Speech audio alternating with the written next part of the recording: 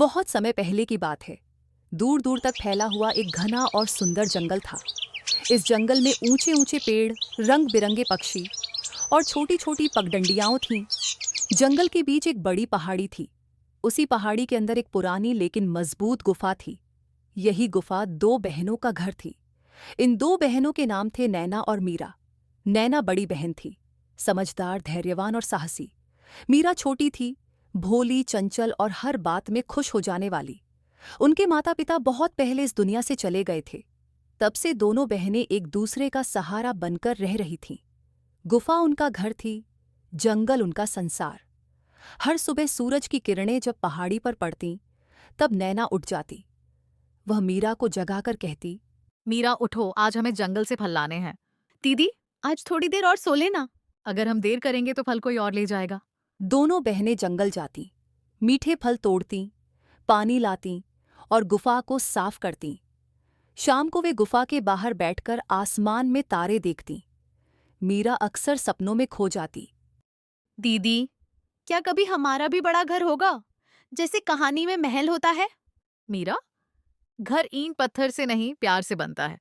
लेकिन हाँ, एक दिन हमारी जिंदगी जरूर बदलेगी। उसी जंगल के पास एक बड़ा राज्य था। उस राज्य की राजकुमारी का नाम था आर्या। वह बहुत दयालु और साहसी थी। उसे घुड़सवारी और जंगल देखना बहुत पसंद था। एक दिन राजकुमारी अपने सैनिकों के साथ जंगल घूमने आई, लेकिन अचानक उसका घोड़ा डर गया और तेज दौड़ने लगा। राजकुमारी घोड़े से गिर पड़ी और सैनिकों से बिछड़ गई। धीरे धीरे अंधेरा होने लगा। चारों तरफ अजीब अजीब आवाजें आने लगीं। राजकुमारी डरते हुए बोली, मैं कहाँ आ गई हूँ? कोई है क्या? चलते चलते वह उसी गुफा के पास पहुंची जहां नैना और मीरा रहती थीं। मीरा ने गुफा के बाहर किसी की आवाज सुनी। दीदी, कोई मदद मांग रहा है। नैना ने हिम्मत की और बाहर जाकर देखा। सामने एक थकी हुई, डर से कांपती हुई लड़की खड़ी थी। नैना ने पूछा, आप ठीक तो हैं? आप यहाँ अकेली क्या कर रही हैं? मैं रास्ता भटक गई हूँ। नैना और मीरा उसे गुफा में ले आईं। मीरा उत्साहित होकर बोली, आप तो बिल्कुल राजकुमारी जैसी लगती हैं। राजकुमारी मुस्कुराई और बोली, क्योंकि मैं सच में राजकुमारी हूँ। मीरा की आंखें चमक उठीं। दीदी, ये सच में राजकुमारी हैं। तीनों बातें कर ही रही थीं कि अचानक तेज हवा चली। गुफा के बाहर से डरावनी हंसी सुनाई दी। हाँ हाँ हाँ, ये हंसी थी चुड़ैल कालिका की। वह उसी जंगल में रहती थी। लोग उसे देखकर डर जाते थे और उससे दूर भागते थे। इसी वजह से वह गुस्सैल और अकेली हो गई थी। चुड़ैल गुफा के बाहर आई और गुस्से में बोली, मेरे जंगल में इंसान, यहां से निकल जाओ।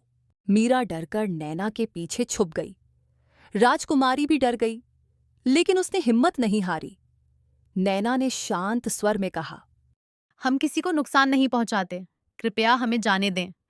चुड़ैल कुछ देर चुप रही, फिर बोली, सब मुझसे डरते हैं, कोई मुझसे बात नहीं करता। नैना ने कहा, डर से बुराई बढ़ती है, दोस्ती से डर खत्म होता है। मीरा ने मासूमियत से कहा, आप दिखने में डरावनी हैं, लेकिन दिल से अच्छी लगती हैं। यह सुनकर चुड़ैल की आंखों में आंसू आ गए।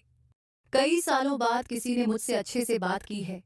अगले दिन चुड़ैल ने कहा, मैं तुम्हें महल तक सुरक्षित पहुंचाऊंगी। उसके जादू से रास्ता आसान हो गया। कुछ ही समय में वे महल पहुंच गए। राजा अपनी बेटी को देखकर बहुत खुश हुए। राजा बोले, आप दोनों बहनों ने मेरी बेटी की जान बचाई है। राजकुमारी ने कहा, पिताजी, ये दोनों बहुत अच्छी हैं। राजा ने नैना और मीरा को महल में रहने का निमंत्रण दिया। चुड़ैल कालिका ने भी बुराई छोड़ दी और जंगल की रक्षा करने लगी। दीदी, अब हमें गुफा में नहीं रहना पड़ेगा। नैना मुस्कुराकर बोली, मीरा, हमें जो मिला है वह हमारी अच्छाई का फल है। इस तरह गुफा में रहने वाली दो बहनों की कहानी खुशियों में बदल गई। दया, साहस और सच्चाई से हर दिल जीता जा सकता है। अच्छाई करने वाला कभी अकेला नहीं रहता। ऐसी ही सीख देने वाली कहानियों के लिए हमारे चैनल को सब्सक्राइब करें, वीडियो को लाइक करें और सबके साथ शेयर जरूर करें।